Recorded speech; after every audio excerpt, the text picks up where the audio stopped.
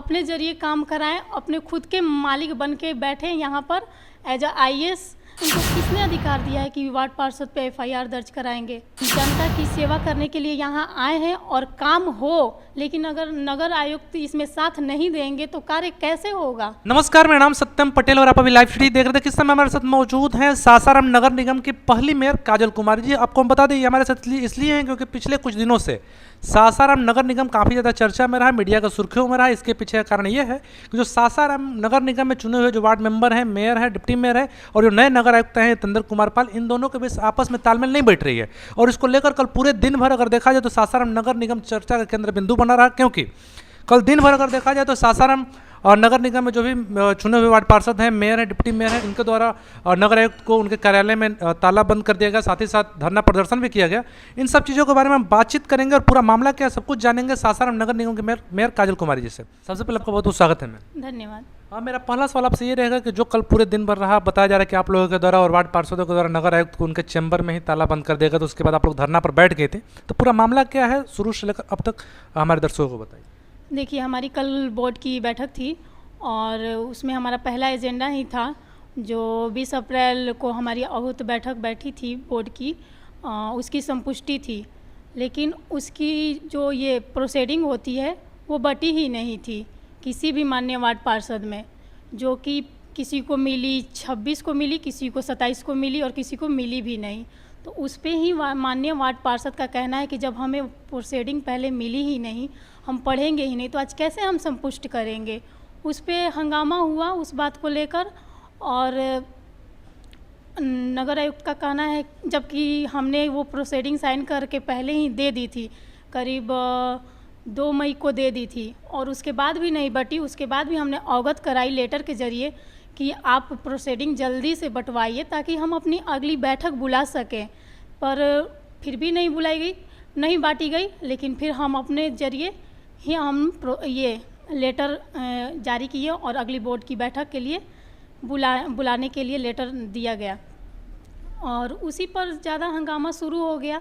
और उसके बाद वो वहाँ से उठकर चले गए।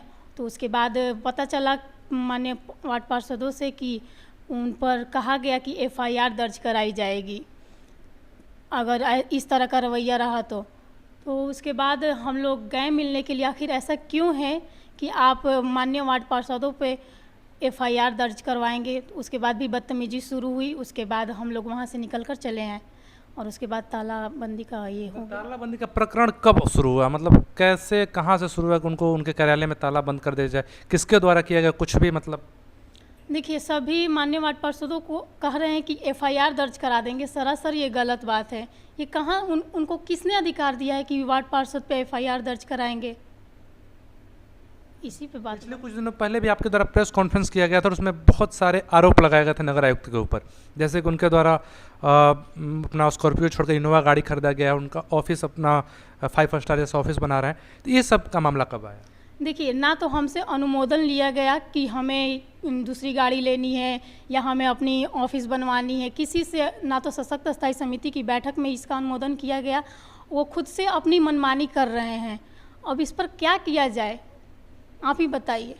तो इससे आप लोग आपत्ति क्या है, क्योंकि वो स्कॉर्पियो से चले या इनोवा से चलें, तो आप लोगों की इससे क्या आपत्ति? देखिए, हमें आपत्ति नहीं है, लेकिन इसमें है कि आप अनुमोदन लीजिए। इसमें होता है कि आप अनुमोदन लीजिए, उसके बाद ही आप आगे अपना काम कर सकते हैं।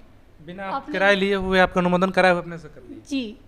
अच्छा, अब कहा जा रहा है कि पहले जो यहाँ के नगर आयुक्त आए थे उनसे और यहाँ के वार्ड पार्षदों के बीच में संबंध अच्छा था, काम भी हो रहा था, तो नए नगर आयुक्त आ गए हैं, तो इनके ही आने के बाद ऐसा क्यों ये सब चीज़ें हो रही हैं? ये सोच रहे हैं कि हम अपने जरिए काम कराएं, अपने खुद के मालिक बन के बैठें यहाँ पर एज अ IAS, इस वजह से शायद हो सकता है। चुनाव में आप लोग आए हुए थे तो आप लोग का एक स्लोगन था, बदलिए सासाराम।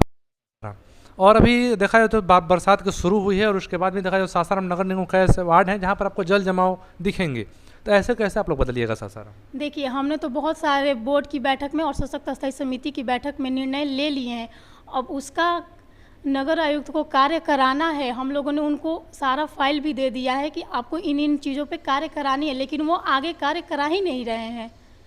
नगर आयुक्त आगे काम नहीं करा रहे? नहीं। तो अगर मान लीजिए कि भी आगे और वो काम नहीं करेंगे तो आप लोग का अगला कदम क्या होगा? हम अपना अगला कदम आगे उन पे कार्रवाई करेंगे। अगर नहीं करते हैं तो उससे भी अगर आगे जाना पड़ा तो हम जाएंगे, क्योंकि हमारा स्लोगन ही था बदलिए सासाराम, बदलेगा सासाराम। अच्छा, सासाराम पे सासाराम की जनता बहुत भरोसा करके हमको यहाँ बैठाई है ताकि हम उनके लिए कुछ कर सकें। सासाराम के साफ सफाई पर कहा जाता है कि हर महीने 86 लाख रुपए 86 लाख रुपए खर्च किया जाता है नगर निगम के द्वारा साफ सफाई एजेंसी पर, और उसके बावजूद भी देखा जाता है सासाराम के स्वच्छता सर्वे होता है केंद्र सरकार के द्वारा, उसमें जो रैंकिंग आती है सबसे गंदे शहरों की सूची में नंबर 1 पर रहता है सासाराम, मतलब सबसे गंदा शहर सासाराम है। तो इतना पैसा खर्च होने के बाद खराब रैंकिंग, इस पर आप क्या कहना चाहेंगे? देखिए, हमने अभी एनजीओ का पैसा काटा भी है। अगर उन्होंने जो एक कारनामा में किया था कि हम इतने साफ़ सफाई करेंगे, लेकिन उन्होंने किया नहीं, तो उसमें हमने करीब 46 लाख उनका पैसा काटा है। ऐसा नहीं है कि हम उन पे कड़ाई नहीं किए हैं। अब वो अपने अगर रीटेंडर हो जाती है तो हम दूसरा एनजीओ आ जाते हैं तो उनसे हम कराएंगे। जाते जब अंतिम सवाल रहेगा कि सासाराम के लोगों के बीच में चर्चा का विषय पिछले कई दिनों से, जब से सब प्रकरण शुरू हुए उसी समय से चर्चा हो रहा है कि मेयर, जनप्रतिनिधि और उसके बाद नगर आयुक्त के बीच में जो आपसी तालमेल नहीं होने की वजह से सासाराम वासियों को परेशानी झेलना पड़ रहा है, इस पर आप क्या कहना चाहेंगे? देखिए, आपसी तालमेल का बात नहीं है। हमारा एक ही काम है कि हम लोगों को जनता की सेवा करने के लिए यहाँ आए हैं और काम हो, लेकिन अगर नगर आयुक्त इसमें साथ नहीं देंगे तो कार्य कैसे होगा? और हम तो चाहते ही हैं कि शहर का विकास हो, लेकिन नगर आयुक्त उसमें बाधा बन रहे हैं। तो नगर आयुक्त तो उसमें बाधा बन रहे हैं। अभी आप सुन रहे थे सासाराम नगर निगम की मेयर काजल कुमारी को स्पष्ट तौर पर बता रही थी कि कल क्या क्या पूरा वाकया हुआ। साथ ही साथ इनको द्वारा बताया गया कि जो भी नगर आयुक्त करते हैं बिना इनका अनुमोदन के ही कोई भी कार्य करते हैं, और इसके साथ साथ बहुत सारे शहर के विकास को लेकर बहुत सारे फाइल उनके यहाँ पड़ी हुई है, उसके बाद वो उसको आगे नहीं बढ़ाते हैं। इस खबर पर लगातार हम बने हुए हैं। ऐसी खबरों के लिए वन लाइफ के साथ बहुत बहुत धन्यवाद।